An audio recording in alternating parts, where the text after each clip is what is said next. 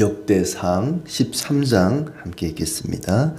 다윗이 천부장과 백부장 곧 모든 지휘관과 더불어 의논하고 다윗이 이스라엘의 온 회중에게 이르되 만일 너희가 좋게 여기고 또 우리의 하나님 여호와께로 말미암았으면 우리가 이스라엘 온 땅에 남아있는 우리 형제와 또 초원이 딸린 성읍에 사는 제사장과 레위 사람에게 전령을 보내 그들을 우리에게로 모이게 하고 우리가 우리 하나님의 궤를 우리에게로 옮겨오자. 사울 때에는 우리가 궤 앞에서 묻지 아니하였느니라 하매 뭇 백성의 눈이 이 일을 좋게 여김으로 온 회중이 그대로 행하겠다 한지라. 이에 다윗이 애굽의 시올 시내에서부터 하맛 어기까지 온 이스라엘을 불러 모으고 기럇여아림에서부터 하나님의 궤를 메어 오고자 할새 다윗이 온 이스라엘을 거느리고 바알라 곧 유다에 속한 기럇여아림에 올라가서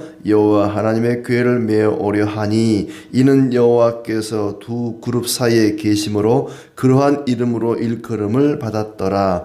하나님의 궤를 새 수레에 싣고 아비나답의 집에서 나오는데 우사와 아히오는 수레를 몰며 다윗과 이스라엘 온 무리는 하나님 앞에서 힘을 다하여 뛰놀며 노래하며 수금과 비파와 소고와 재금과 나팔로 연주하니라. 기돈의 타작마당에 이르러서는 소들이 뛰므로 우사가 손을 펴서 궤를 붙들었더니 우사가 손을 펴서 궤를 붙들므로 말미암아 여호와께서 진노하사 치심에 그가 거기 하나님 앞에서 죽으니라. 여호와께서 우사의 몸을 찢으셨으므로 다윗이 노하여 그곳을 베레스 우사라 부르니 그 이름이 오늘까지 이르니라. 그 날에 다윗이 하나님을 두려워하여 이르되 내가 어떻게 하나님의 궤를 내 곳으로 오게 하리요 하고 다윗이 궤를 옮겨 자기가 있는 다윗성으로 메어들이지 못하고 그 대신 가드 사람 오벳 에돔의 집으로 메어 가니라. 하나님의 궤가 오벳 에돔의 집에서 그의 가족과 함께 석 달을 있으니라. 여호와께서 오벳 에돔의 집과 그의 모든 소유에 복을 내리셨더라. 아멘. 네, 하나님의 은혜가 가득하기를 진심으로 축복합니다. 이제 다윗이 왕이 되고 나서 예루살렘을 점령하고 다윗성으로 삼은 다음에 첫 번째로 한 일이 바로 언약궤, 법궤를 예루살렘으로 옮겨오는 일입니다. 지인즉 한 70년 전에 이 언약궤를 빼앗겼다가 그동안에 방치가 되어 있었었는데 그것을 이제 옮겨오려고 하는 아주 중요한 일을 하게 됩니다. 그 일을 하기 전에 먼저 백성들에게 묻지요. 1절에 보니까 다윗이 천부장, 백부장 모든 지휘관과 더불어 의논하였다. 사울과는 달리 나라를 운영하는데 민주적으로 운영을 합니다. 혼자 독재를 하지 않고 여러 지휘관들에게 어떻게 하면 좋겠느냐. 내가 방치되어 있는 언약궤를 예루살렘으로 모시고 오려고 하는데 당신들 의견은 어떻습니까? 라고 묻습니다. 그리고 이제 그 언약궤를 옮겨오기로 결정을 하죠. 다윗이 이스라엘 온 회중에게 이르되 만일 너희가 좋게 여기고 또 우리 하나님 여호와께로 말미암았으면 우리가 이스라엘 온 땅에 남아있는 우리 형제와 또 초원이 딸린 성읍에 사는 제사장과 레위 사람에게 전령을 보내 그들을 우리에게로 모이게 하겠다. 이 사울 시대에는 사울 왕은 하나님께 묻지 않았죠. 오히려 무당에게 찾아가서 물었습니다. 사울 시대에는 궤 앞에서 하나님의 뜻을 여쭤볼 수가 없었다. 그런데 이제 사울이 떠나고 난 뒤니까 내가 물어보겠다 하고 하나님 앞에 묻기 위해서 언약궤를 가져옵니다. 이게 그 안에 이제 언약의 돌판이 들어있고 또 아론의 쌍난 지팡이가 들어있었고 이제 만나를 담은 항아리가 들어있었고 그래서 언약궤다라고 하나의 법이 담겨 있다 그래서 법궤, 언약궤 또 그 뚜껑은 속죄소, 시은좌 그래서 시은좌라는 말은 은혜를 베푸는 곳 그런 뜻이고 속죄소라는 말은 죄를 덮어주는 곳이다. 양쪽에 천사가 날개를 펴고 마주보고 있는 그런 모양을 가진 뚜껑이 있는 거죠. 하나님이 그곳에 임하신다라는 뜻으로 하나님의 궤라는 이름을 붙이기도 했습니다. 거기 6절에 보니까는 이는 여호와께서 두 그룹 사이에 계심으로 그러한 이름으로 일컬음을 받았더라. 하나님이 그 두 그룹, 두 천사 사이에 있다. 그래서 하나님의 궤라고 이름을 붙였다는 거예요. 하나님의 궤, 언약궤, 법궤라고 불리우는 이 상자를 기럇 여아름에 방치되어 있는 것을 예루살렘으로 가져오기로 결정을 하고, 만약에 그것이 하나님이 원하시는 일이라면, 하나님의 뜻이라면, 여호와께로 말미암았으면 그런 얘기죠. 우리가 그렇게 합시다 라고 의논하고 결정을 합니다. 5절에 다윗이 하나님의 궤를 기럇 여아름에서 옮겨오려고 온 이스라엘을 불러 모았다. 그리고 아비나답의 집에서 하나님의 궤를 꺼내 새 수레에 싣고 나올 때에 우사와 아히오가 수레를 몰았다. 아주 정성을 다해서, 최선을 다해서, 헌수레도 아니고 새롭게 만든 수레에, 새 수레에, 요즘으로 치자면은 신차, 새로운 신형 차에다가 이걸 아주 조심스럽게 정성스럽게 싣고 두 사람, 우사와 아히오가 수레를 몰았다.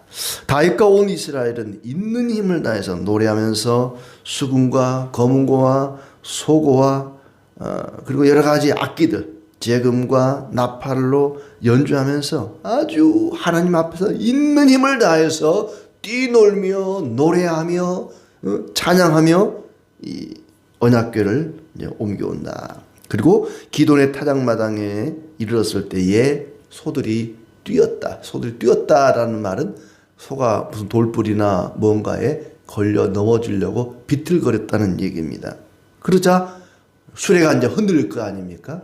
수레 위에 실려있던 언약궤가 떨어지려고 하자 수레를 몰던 우사가 손을 내밀어서 궤를 붙들자 하나님께서 그를 쳐서 진노하사 그를 죽였다.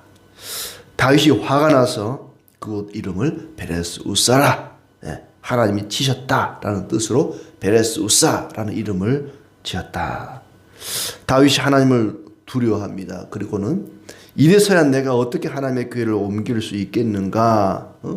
이렇게 하나님이 이 수레를 모는 사람을 치시는데 내가 어떻게 이 수레를 몰아서 궤를 옮겨올 수 있겠느냐? 그래서 다윗성으로 옮기지 않고 가드에 있는, 가드는 블레셋 땅이죠. 가드에 있는 블레셋 땅, 가드에 있는 오벳 에돔의 집으로 실어가게 했고, 석 달 동안 거기 머무는 동안에 오벳 에돔의 집에 엄청난 복이, 하나님의 복이 임했다. 그의 모든 소유에 복을 내리셨더라. 이렇게 이야기를 마치고 있습니다. 어떻든 간에 다윗은 이 언약궤, 하나님의 궤를 소중히 여겼다는 거예요. 하나님의 궤를 얼마나 사모하고 소중히 여겼는지, 이 언약궤가 이렇게 방출해 있는 것을 나는 견딜 수가 없다. 이 사울 왕이 다스리는 동안에는 언약궤는 관심도 없고 무당이나 찾아다니고 하나님께 묻지도 않고 나는 그럴 수 없다. 내가 왕이 되었으니 이제 헤브론에서 예루살렘으로 옮겨왔으니 이 예루살렘에 언약궤를 모시고 싶다라는 마음을 가졌습니다. 그만큼 하나님의 말씀을 사랑하고 사모했다는 거죠. 언약궤를 사랑했다는 것은 하나님을 사랑했다는 것이고, 하나님을 사랑한다는 것은 하나님 말씀을 사랑한다는 것이죠. 그리고 우리에게는 말씀 되시는 예수 그리스도, 말씀으로 이 땅에 오신 말씀이신 예수 그리스도를 그렇게 우리는 사모하고 사랑하고 또 간절히 바라고 원하는 마음, 그것이 바로 이 다윗의 마음입니다. 왜냐하면은 이 언약궤를 그렇게 사모하고 사랑했다는 것은 그 안에 있는 말씀을 사랑했다는 뜻도 되지만은, 그것이 아까 말씀드릴 때 속죄소가 있다 그랬어요. 뚜껑이 속죄소다. 하나님이 그곳에 머무시면서 그들의 죄를 덮어주시는, 백성들의 죄를 가려주시고 허물을 사해주시는 그런 의미가 있습니다. 은혜를 베푸는 쉬운 자라 그랬어요. 다윗은 하나님의 말씀을 사랑하고 하나님의 은혜를 사모하고 그리고 하나님의 속죄의 은혜를 간절히 바라는 그런 믿음의 사람이었다는 거죠. 다윗을 하나님이 그렇게 사랑하시고 다윗에게 복을 내리신 것은 다윗은 하나님 말씀을 사랑하고 하나님의 그 속죄의 은혜, 대속의 은혜를 간절히 바라고 사모하는 그런 믿음의 사람이었습니다. 그것이 사울과 다른 점이죠. 사울과 다른 점이 많지만은 먼저는 대단히 민주적으로 나라를 다스렸습니다. 사울은 어떤 폭정을 행했죠. 백성들의 말을 듣지 않고 하나님의 말씀도 귀 기울이지 않고 자기가 왕이니까 내가 왕이다. 내 마음대로 해야지. 내가 곧 법이다. 백성들을 용납하지 않고 귀를 기울이지 않고 어떤 일이든지 밀어붙이고 제사장이 할 일을 자기가 앞서서 행해버리고 다른 사람이 말려도 듣지 않고 백성들이나 장수들에게 중요한 일을 묻고 그리고 그들의 의견을 청취하는 어떤 민주적인 방식으로 나라를 국정을 운영해가는 모습이 사울과 다른 점이죠. 하나님의 뜻도 아주 소중히 여깁니다. 2절에 보니까 우리 하나님 여호와께로 말미암았으면 우리가 이것을 옮겨오자.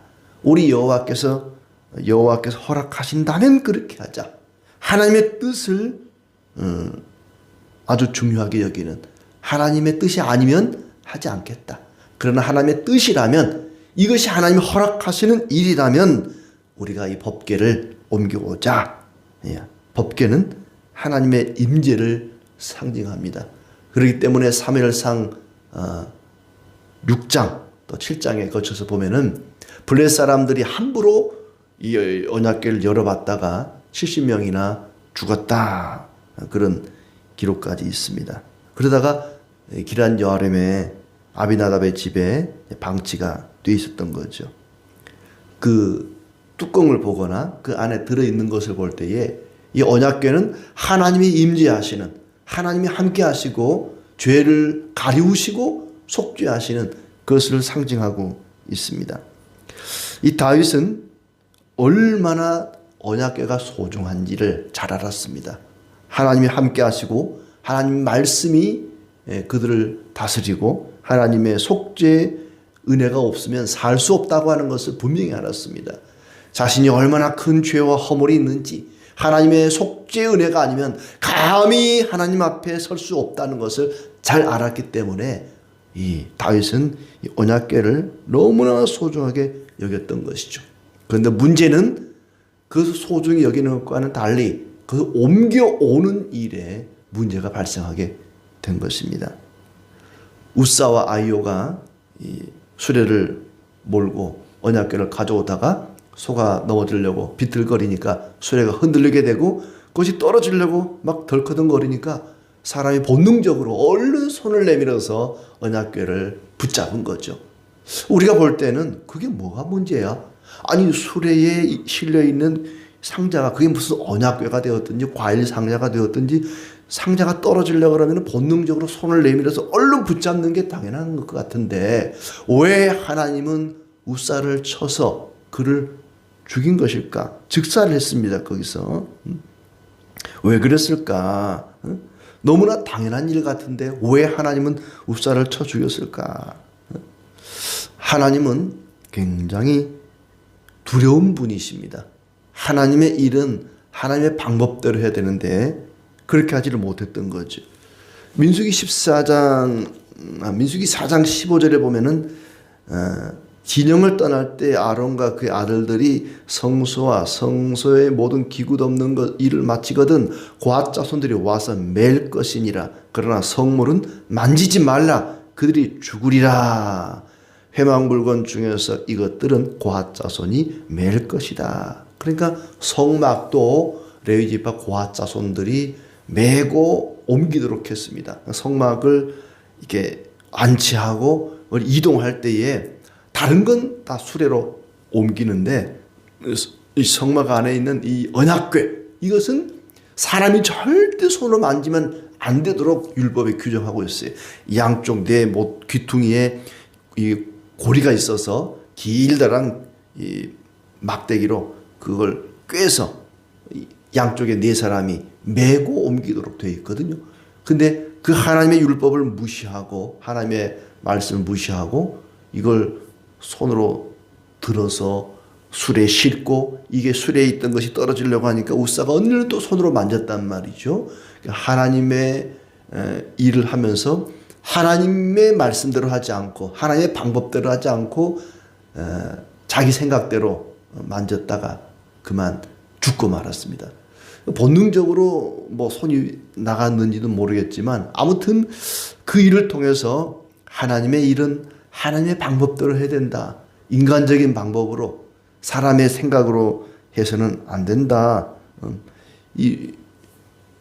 어떤 신과 관련된 물건을 옮길 때에 수레에 싣고 옮기는 것은 우상을 옮길 때 그렇게 했습니다. 이스라엘 백성들이 이제 과거에 이 언약궤를 빼앗겼을 때 블레셋 사람들이 그것을 다시 안 되겠다 싶어서 이스라엘을 되돌려 주거든요. 되돌려 줄 때 썼던 방법이 뭐냐면은 수레에다가 암소 2마리가 벳세메스로 가는 그 암소 2마리가 수레를 끌고 수레 위에다가 언약궤를 실어서 옮겼단 말이죠. 이방인들이 하는 방법입니다. 그것은 우상을 옮길 때 그렇게 옮기는 거죠. 하나님을 마치 우상 취급하고 우상을 다루듯이 그렇게 다루는 모습을 보고 하나님께서 진노하셨다. 그렇게 여겨집니다. 아마 5절에 보면은 이 다윗도 처음에는 언약궤를 메어서 올려 그랬어요. 5절 끝에 보면은 기럇여림에서부터 하나님의 궤를 메어오고자 할세. 그리고 바알라 곧 유다에 속한 기럇여림에 올라가서 여호와 하나님의 궤를 메어오려 하니 메어오려 했습니다. 다윗도 메고 오려고 했어요. 그런데 왜 메어오지 않고 수레에다가 싣고 왔을까? 그러니까 거창한 종교 행사를 벌린 겁니다. 다윗이 왕이 되고 난 다음에 많은 장수들이 다윗을 따르고 많은 백성들이 다윗을 왕으로 추대했지만 동시에 아직도 사울을 따르던 사람들이 남아있고 다윗 집안과 사울 집안에 사울 집안과 나머지 지파 사이에 어떤 갈등이 있었던 거죠. 그래서 그것 때문에 백성들을 하나로 통합하는 그런 어떤 목적을 위해서 다윗이 이 거창한 종교 행사를 치렀다. 그러니까 단순히 네 사람이 그냥 어깨에 메고 오는 볼품없는 그런 초라한 행사보다는 새로운 수레, 큰 수레에다가 소가 끌고 뭐 여기저기서 나팔 불고 막 찬양하고 노래하고 그런 거창한 종교 행사를 통해서 자신의 왕권을 더욱더 강화시키고 또 백성들을 통합하려고 하는 어떤 인간적인 생각이 있었지 않았을까라는 추정을 해봅니다. 그러니까 하나님을 그렇게 쉽게 생각하면 안 된다. 하나님은 정말 두려운 존재이고 우리가 존경하고 공경하고 경외해야 할 분이시지 그렇게 사람의 생각을 가지고 하나님을 대해서는 안 된다. 하나님의 일은 하나님 방법대로 해야지 사람의 생각대로 사람의 욕심이 개입되면 하나님께서 기뻐하지 않는다는 것을 보여주고 있습니다. 하나님을 사랑하고 하나님의 은혜와 속죄의 그 은혜를 간절히 사모하고 바라되 우리가 하나님의 일은 하나님의 방법대로 하고 모든 것을 하나님께 영광 돌리며 나아가기를 진심으로 기원합니다.